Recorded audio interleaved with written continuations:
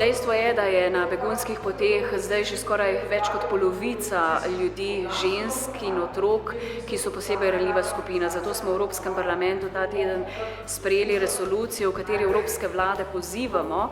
naj pri oblikovanju azilne zakonodaje upoštevajo razliko med spoloma, da so ženske bolj ranljive, da potrebujejo drugačno obravnavo, ker so žrtve spolnega nasilja, prostitucije, veliko žensk je traumatiziranih, prepuščenih sami sebi, zato je potrebno, da so v teh azilnih postopkih imajo tolmačke, imajo dostop do socialne, zdravstvene oskrbe, da so ozveščene, kakšne so njihove pravice in da nazadnje pri vsakodnevnem življenju imajo ločene svoje prostore, kot so sanitarni prostori, spalnice in podobno, posebej, če potujejo sami.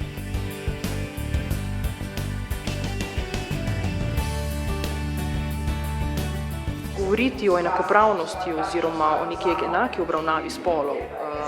danes v tej demokratično upevani Evropi je lahko docela zgrešeno.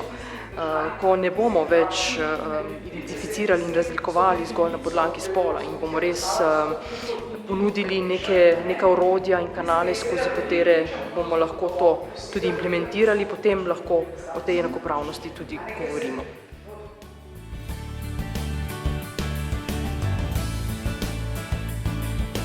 Definitely nowadays there is a need, as I said, to come up with a European solution. In Slovenia, as you may know, during the last few days, the government of Slovenia has taken a very important step, and UNHCR is here, as usual, to provide any kind of support, has done until today, in support of the Slovenian government and, of course, in support of the asylum seekers and the refugees living in Slovenia and eventually willing to apply for asylum.